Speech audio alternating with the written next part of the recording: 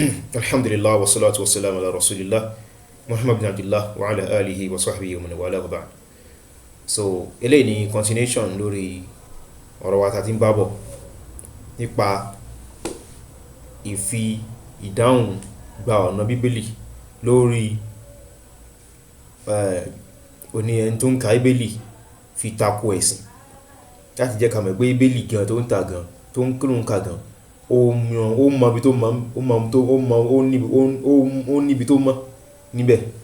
ó ní in tó mọ̀ níbẹ̀, ó níbi tó mọ̀ in tó mọ̀ níbẹ̀, in tó ń kà tó kàn ń fàyà náà. So kò bí a kọjú bò lọ títí táà pé ó mọ̀ àgbọ́yé rẹ̀ nípa rẹ̀ gan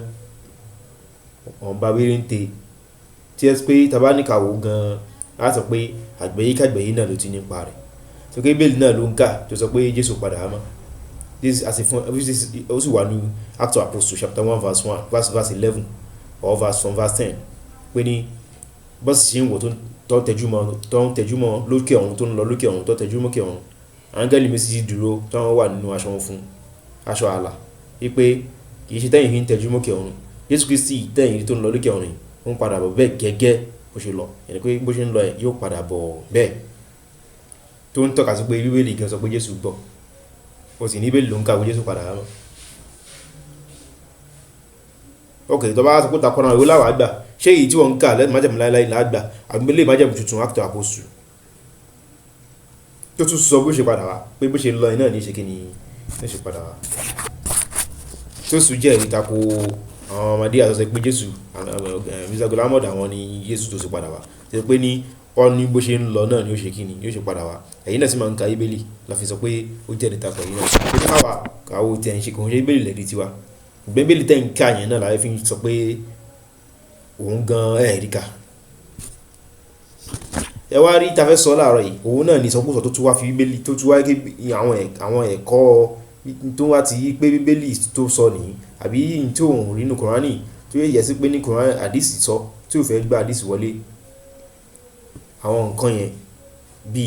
ìrí tó sọ pé àwọn àyà Kùránì kan wà wọ́n ti ṣiṣẹ́ wọ́n ti lọ wọn ò wúlò mọ́, yóò kàn máa la ẹnu sọ̀rọ̀ bátàbátà ọ̀rọ̀ Ànábì wa Muhammad sallam tó sọ ló wá jẹ́ káfíńtẹ̀ máa ṣe àrọ̀ káfí máa dá sí àwọn ọ̀rọ̀ tó ti sọ tẹ́lẹ̀ tí tá àti ẹ̀rí ti ẹ̀rù nígbà tí yẹ pé ní Bíbélì náà jẹ́ wà ń bẹ̀. Àwọn tó wo tẹ́ bá wo fídíò wa tàbí ṣe àmọ̀ pé Ọlọ́run ní ká ti kọ́ Bíbélì dáadáa nígbà táwọn kọ́ kéwọ́ lọ́wọ́ àpáàtì ọdún méje la fi kọ́ ìmọ̀ rẹ̀ tí ń bẹ lára wa ti kọ̀wé oríṣiríṣi àwọn tẹ̀síwájú ń bẹ ọ̀rọ̀ ẹ̀sìn. Torí irú àwọn èèyàn báyìí tó bá ti ń fi àìmọ̀ kan ẹ̀sìn wọn sọ̀rọ̀ Bíbélì káwa tá ti tójú bọ̀ lè máa fi dá wọn lóhùn pé irọ́ ló wá gé Bíbélì ọ̀hún gan ni ẹ̀kọ́ Bíbélì yẹn gan lélẹ́yìí ní tí Bíbélì gan sọ gan lélẹ́yìí ká kọ́ fi Bíbélì tó ló mọ̀ ọ́ dá ọ lẹ́kọ̀ọ́ ká ṣe àá sọ pé ẹ̀sìn gan tẹ̀sìn wí ni torí pé ní Kùránì ọmọ haiminan alayhi Kùránì gan òní ó tún ṣàlàyé yóò ṣàtúnṣe sí gbogbo ìwé gan tó kù tẹ̀fẹ́ máa kà gẹ́gẹ́ Bíbélì òṣèlú tá máa láhùn la fi máa ń ṣàmọ̀ràn ẹ̀sìn tiwa.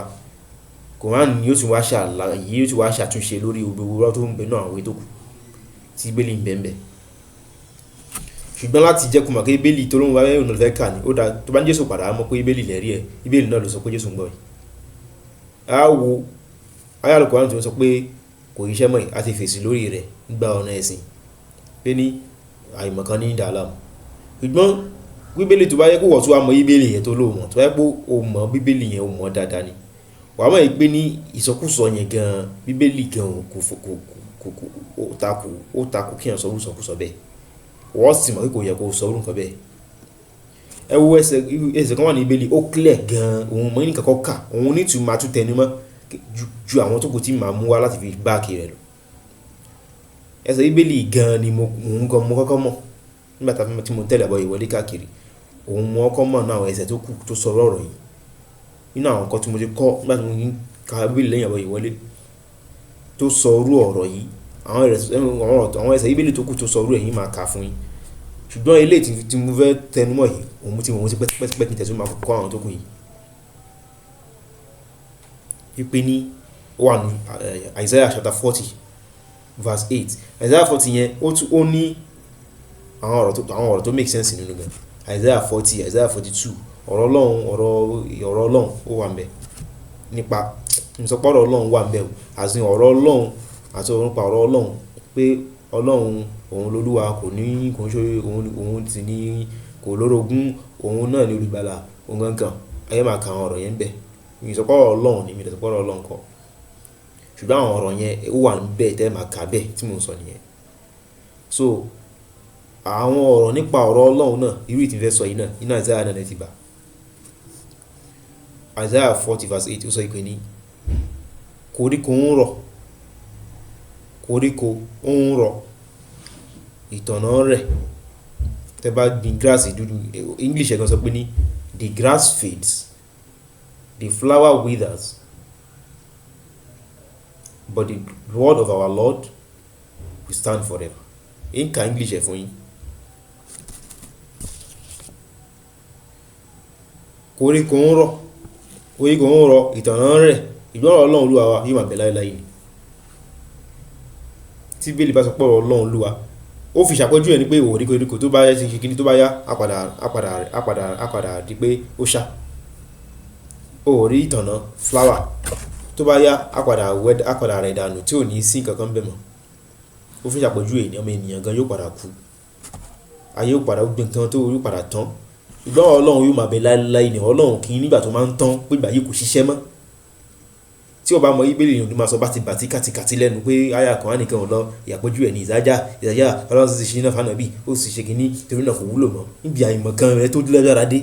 àti àìgbọ́n òṣèlú àyàn gidi máa pé àwọn ẹ̀tọ́ ń tẹ̀lé ọ náà àwọn ẹ̀tọ́ aláìmọ̀ bí aláìmọ̀ kan àtàláìronú jinlẹ̀ bíi tiẹ̀ tọ́ lè pẹ́ sí làákàyè láti jíjìn tó ti sọkúsọ àtàgbà sọ fún wọn agídí lòun ṣe lójúkù. Ẹ jẹ́ ń fún aláwọ̀ ẹ̀sẹ̀ Bíbélì yóò rà yìí kankan máa kà lóyìnbó àbí òkè ẹ̀kìn kọ́kọ́ ka Yorùbá rẹ̀ náà torí bàbá Yorùbá náà ní fi ń ka Bíbélì tirẹ̀. Isaiah 40 verse 80 òun nìyẹn ẹ̀kìn ṣì gángan kínkà Isaiah 40 verse 8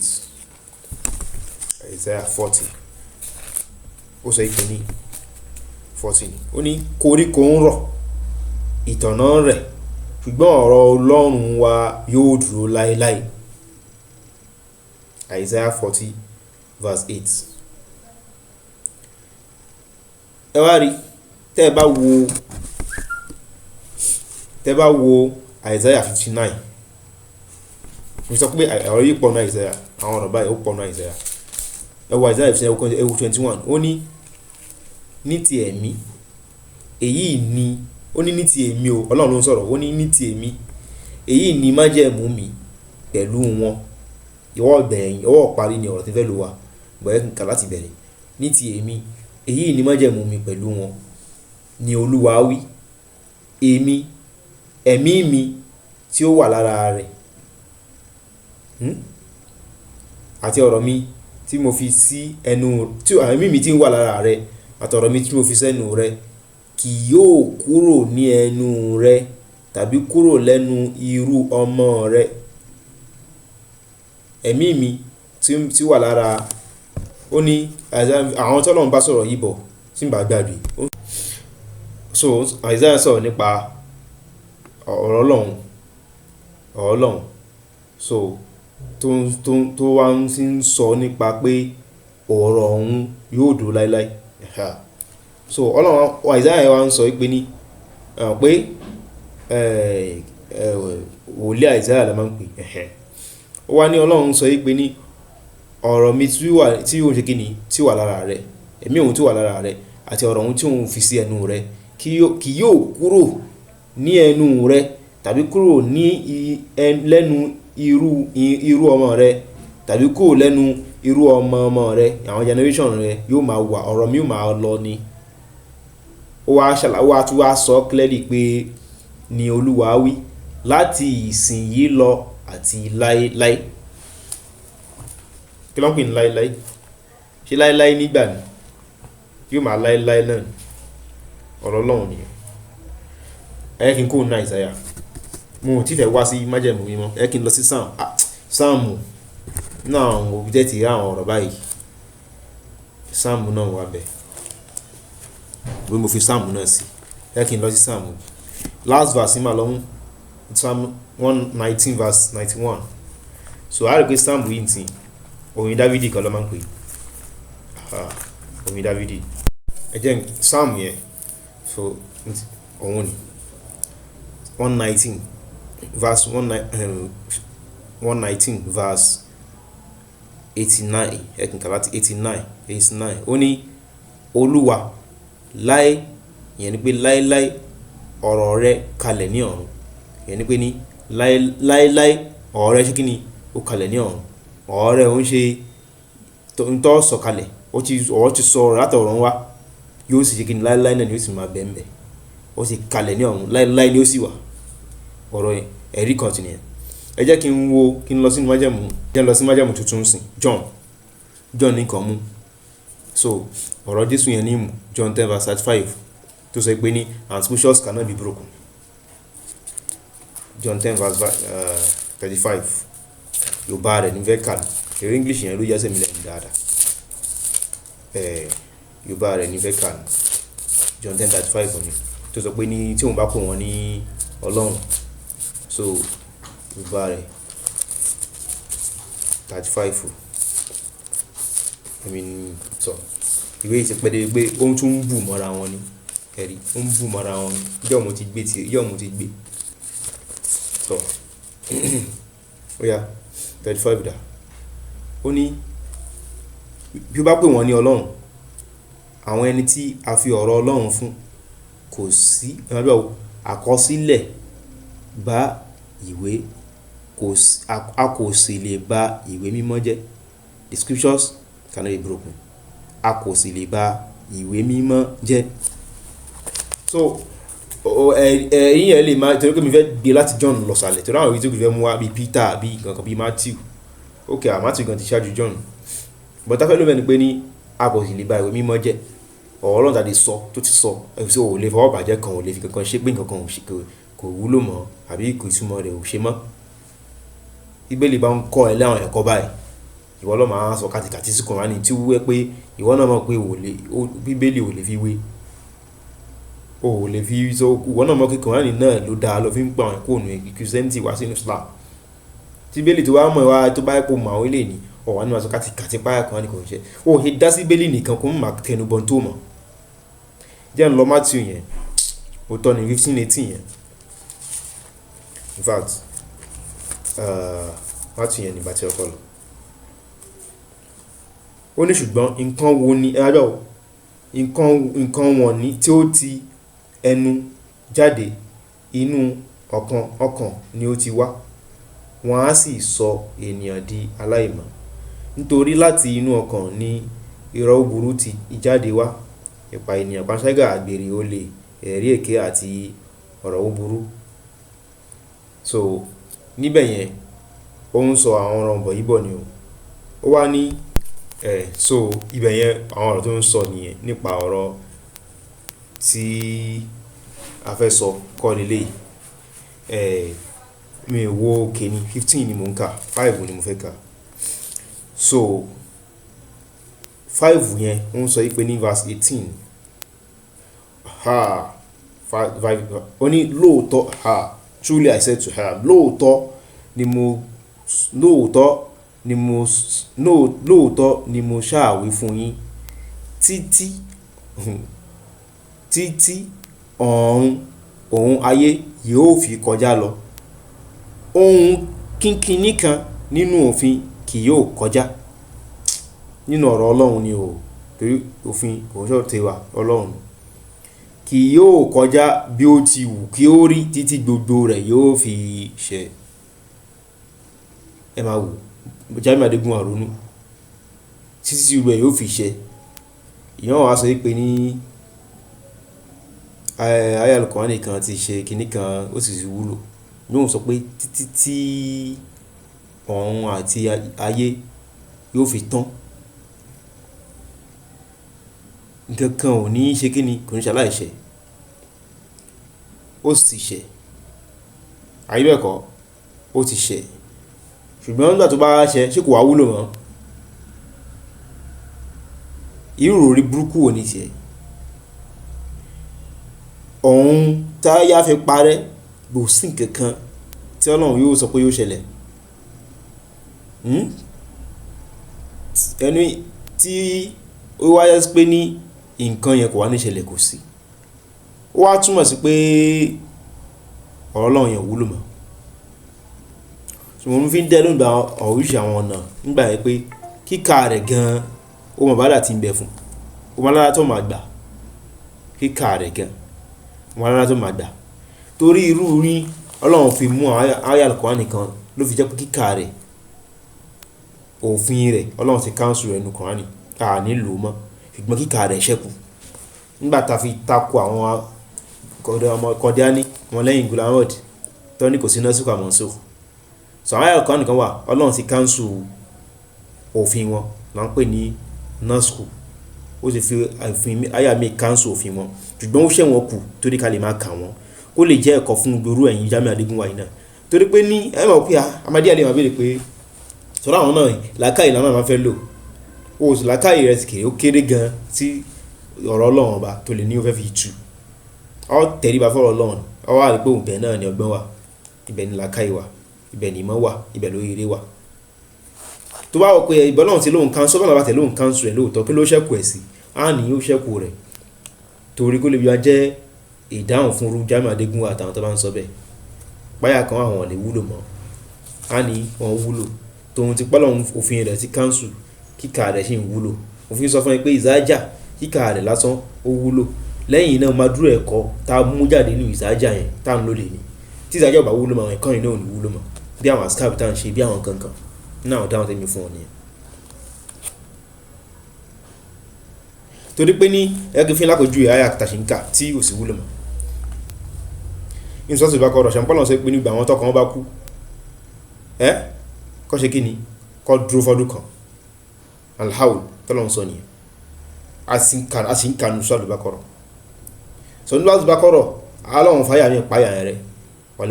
walladhina yatawaffawna minkum wa yazaruna azwajan bọ́lọ̀ ṣe sọ aláwọ̀kọ́ yẹn náà nìyẹn àwọn tí ó kú tó fi àwọn ìyàwó lẹ̀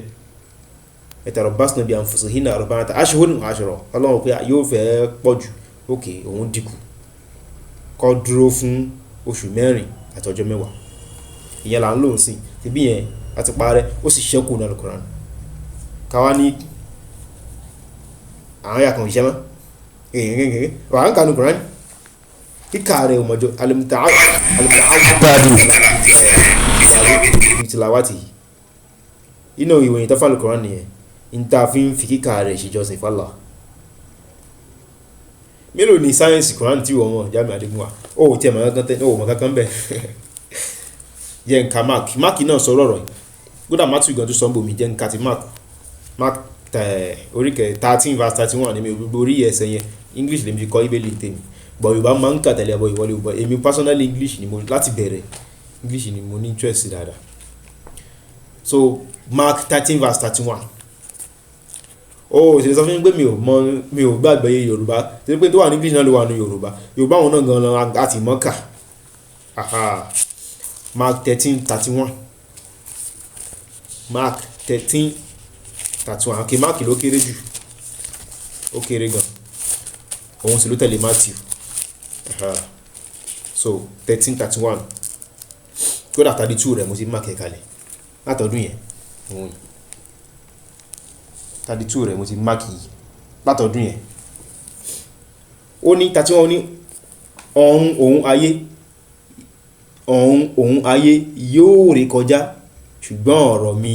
kì yóò rí kọjá heaven and earth will pass away but my word will not pass away English ẹ̀ nìyẹn bó ṣe wà ní Bíbélì nìyẹn kò ń ṣe kí wọ́n fún English èmi bó ṣe wẹ́ version mi lè change ẹ̀ o ẹ jẹ́ ká wo ohun tí English standard sọ Mark 13:31 Mark 13:31 Bíbélì ò ṣe tí a ṣe máa ṣí báyìí ọwọ́ kan ni Mark 13:31 ni ok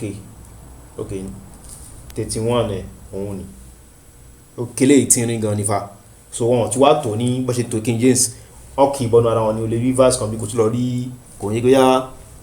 tó báyẹn ní straight line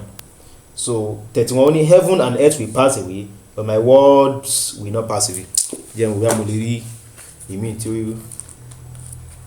Mark 13:31 Mark 13:31 mo ti wà yìí 22 lele nígbà 31 ó ní heaven and earth will pass away but my words will not pass away. Mo rò kí bí a mo lè rí version mi tó bá lọ sí English mo kà yìí tó lórí mo ti kà látara pé yẹn wá àwọn míì máa ń jọra wọn gan, àwọn míì máa ń rí differences ìbéèrè tó sì gbájú mi yóò pọ̀. Mark 13 mo ti wà báyìí sí 31 ó ní heaven and earth shall pass okay àti rí shall lọ rather. Heaven and earth shall pass away but my words shall not pass away. Shall òun lò ṣe àwọn ṣàyẹn dẹ̀ ó tí kì í gàdá ju pass away lọ láti jẹ́ kó mọ̀ pọ̀ authoritatively la fi ń sọ. Jamiu Adegunwa tí o bá láwọn ẹ̀kọ́ yìí ni ọ̀rọ̀ ní sọ pé ayal kan nìkan ṣiṣẹ́ ọ̀rọ̀ tó wà ní Mark yìí ó wà ní Matthew náà 24:35 ọ̀run ayé yóò ré kọjá ṣùgbọ́n ọ̀rọ̀ èmi kò ní ré kọjá. bàbá mi sọ pé ní gbogbo wíkúwì tó ń wí fídíò yìí gan wọ́n kọ́ mọ̀ bí akíntì ẹ̀ play ẹ̀ níbẹ̀rẹ̀ fídíò kálẹ̀ ẹ̀ rí bọ̀ kí láwọn fi máa gbọ́ kàtìkàtì sí. ayal kan nìkan iṣẹ́ mọ́ yóò sì máa sọ̀rọ̀ ẹ dúró òun fẹ́ ẹ má ti jájá mọ́ o òun fẹ́ lọ ṣe research òun á tún yẹ kẹ́ máa jíjẹ nígbà táwọn èèyàn sọ̀rọ̀ yẹn tẹ̀ ní kí n tẹ̀ gbọ́ ìwọ̀n tẹ̀ ní tàn láti máa gbọ́ ọkú gbọ̀n tèmi nǹkan táwọn kan pọ̀ nígbà tí máa gbọ́ ìyẹn ni mo wò ó kẹ́ dúró ẹ má ti jẹ ó ti sọ aláàkọ́ tó sọ ẹ̀mí rí yẹn wò tèmi rí ni ẹ má ti jẹ má jẹ mọ́ o ẹ kóhun tó lọ ṣe research òun rà ké àtakò wọn pọ̀ ọjà àwọn bó ṣe máa ṣe yẹn tó ń bá ti wá rí wọn àti kékeré ìjọ jẹ o òun Jamiu Adegunwa sọ pé kẹ má jájá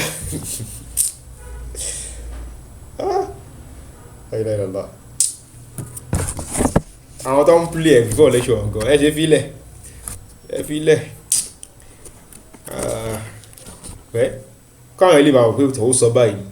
tó ṣe tán burú ẹlẹ́mí lè gbọ́n tó sọ ìtàn sí kí fóònù kú kó má gbọ́n nǹkan mímọ́ ọ̀tọ̀ sí tẹ́nìkan tó kọ̀ra fi ti ń gbọ́ kò kú mọ́ lẹ́ni tó fẹ́ sọ lẹ́yìn ẹ̀ ń kọ̀ wá ń bì kan tó ti ń gbọ́ ẹ yóò rò pé nǹkan tó fẹ́ play nìyẹn nígbà nítọ̀ ó là ń pọ́ yọ sí ní kàmáyà jáǹsì wọn tí wọ́n máa sọnù àsọnù tí wọ́n máa fi mọ̀nà amọ̀nà torí pọ̀lọ̀ pẹ̀lú mí náà tó bá gbọ́rọ̀ wọ́n yọ pé àríwó ní sọkúsọ ilé so gan ọlọ́run ẹ̀ títà tí mọ̀ sí pẹ́ tó yẹ pàjá tọ́ ni ànábì ó ti máa jẹ jẹ́nà àwọn sábẹ́ ó ti máa jẹ ẹ̀ nígbà wo láyé ti ń tán lọ yìí ànábì ní tó kù táyé ò fi tán lásùgbà tòun yìí òun ni tó kù láàrin ọwọ́ mi ká méjì yìí àtàyà ànábì ní tó kù táyé fi tán ni àyàn ti lo èyí tó pọ̀ ó ti lo ayé gbó èyí tó kù ni látàrí ànábì yẹn á wo ọdún yẹn sí tiwa 15th century ló ń lọ yìí sí tiwa wo kí ló tún wá fẹ́ kù lọ́dọ̀ tiwa yìí tí ẹ̀kọ́ ṣe máa sọ ń sìn pé ká má jàjá mọ́ ká má jàjá tẹ́ ẹ̀sìn dà tẹ́ pé àyìnbó ẹ̀sìn kan ti ń kánlẹ̀ àwọn èèyàn gidi ti ń kú lọ ayé kan ti àwọn àmì tọ́sọ́pá yìí máa padà ìbẹ̀rẹ̀ láti ń rí lẹ́sà tí ilẹ̀ lábá ló ti ń wu green padà ló ti ń dìpọ́ sí ń dáko yẹn tánàbí ìsọpá ẹ̀mí nínú àwọn àmì tí ó kẹ́gbìn sí ńláńlá tí ó ṣẹlẹ̀ ni omi efrates ló ti ń gbẹ tẹ́ pé àwọn àmì yìí tó bá ti kásẹ̀ nílẹ̀ tán sí ńláńlá bẹ̀rẹ̀ nìyẹn ànábì ìsáàmù àdí dàjálù gbọ́n dé nìyẹn ni wọ́n ṣe àwọn sí kàrájá ẹ̀sìn ti clear ti pẹ́ ànábì ò jẹ́ àwọn sábẹ́ ò jẹ́ àwọn mọ̀mọ̀ ò jẹ́ àwọn mọ̀mọ̀ mẹ́rin àwọn ṣáájú mẹ́rin ò jẹ́ àwọn sábẹ́ àgbàrí musayyab àwọn àbí tó tẹ̀lé wọn bí Zuhri Ibn Shihab gbogbo wọn ò jẹ́ Ibn Mubarak gbogbo wọn ò jẹ́ Bukhari Imam Ibn Taymiyyah àwọn àfáà àgbà àwọn onímọ̀ ẹ̀sìn àwọn tẹ́síṣẹ̀sìn ohun ọ̀jẹ́ ajá tó lọ́mọ ikú tọ̀ ìwọ̀n sọ kàtìkàtì tí wọ́n ṣe tó wọ́n wà mẹ́rin pé olódò ní ẹ́ kò yẹ pé onímọ̀ ẹ̀sìn olódò ní ẹ́ ọ̀n lè dẹ́kọ̀ wọn fẹ́ǹsì kò máa kà ọ̀n lè ṣiṣẹ́ lábá fẹ́ǹsì kò máa kà wọ́n ṣàkálà ẹ̀ ò lè kà àwọn ìwọ́ lọ́wọ́ tẹnubọ̀ ẹ̀sìn àwọn sì sọ tó wáyá àwọn onímọ̀ yóò lọ wàyẹ́ kọ àròwé ibìdọ̀ wọ́n bí láàrín pé àwọn oníròwé ibìdọ̀ ní àṣẹfíyè ti kálẹ̀ fi àmúrin àmì ọ̀rọ̀ gbogbo ọ̀rọ̀ tó kan gbogbo èèyàn láti orí ọ̀rọ̀ ẹ̀sìn tí àgọ̀ èèyàn tí ò gbọ́n tí ò sì mọ̀ kankan ní ẹ̀sìn yóò máa tẹnubọ̀ yóò náà máa sọ ẹ̀sìn yóò máa sọ wọ́n sọnù nínú àdìs kan náà nígbà tó bá kù ìsálàmì òkè alìmọ̀ tọ́lọ̀ ọlọ́run máa káwọn onímọ̀ kó ńlẹ̀ yóò máa pa wọn yóò sì ká mọ̀ lẹ́nu yóò máa pa wọn onímọ̀ tó bá di pé kò ṣẹ́kù onímọ̀ kankan tó àwọn èèyàn wà mú aláìmọ̀ kan ní olórí ìwọ́n ṣe wíwá báwọn kan ṣe mú Jamiu olórí wọn yóò máa dájọ́ pẹ̀lú láì nímọ̀ ẹ máa yájá o ànábì yóò mọ̀ nǹkan tẹ́ni àwọn kankan wà tó ń mọ̀ tí ó mọ̀ tó ń mọ̀ o tásìwá àwọn pònú mi tó máa dìfẹ́ǹdẹ̀ ànábì ní fàdọ́lù wọ́n ń sọnù wọ́n tún sọ àwọn èèyàn àbírò àwọn mí náà tó sọ pé Abubakar kọ́ ló wà ní kòtò gbogbo wọn ànábì pọ́n aláìmọ̀ kan tàkàzà náà sọ sàmù juhala aláìmọ̀ kan náà yóò fi ṣe lórí wọn wọ́n máa sọnù fúnra wọn wọ́n tún máa wá láti máa sàn wọ́n tún sọ àwọn èèyàn tó pé fún tọ́ àyàmọ̀ kan náà lọ fi dájọ́ àwọn yóò sì máa tẹ̀lé wọn náà nígbà pé irọ́ náà àwọn èèyàn máa ń láìkì tí a kó lórí kan tó kọ ó ní ọ̀dẹ̀lẹ̀ máa ń láìkì irọ́ òpùrọ́ náà èèyàn máa ń láìkì so Ọlọ́run kó dàkún kó má ṣe wá ní òpùrọ́ kó sì má ṣe wá ní ẹni tí ó fẹ́ràn irọ́ kó má ṣe wá ní ẹni tí wọ́n pè sí àánú kó sì má ṣe wá lẹ́ni tí ó máa sọpọ́tì àánú àbẹ̀ kó dàkún kó fi wá kó mọ́sí wá dúró lórí ìmọ̀nà kó sì mú wá ṣe wá lẹ́ni tí ó gbọ́ ọ̀rọ̀ tí ó sì máa gbìyànjú láti máa tẹ̀lé òtítọ́ tí ń bẹ́ẹ̀ bẹ́ẹ̀ subhanakallahumma wa bihamdika ashhadu an la ilaha illa anta astaghfiruka wa atubu ilaik.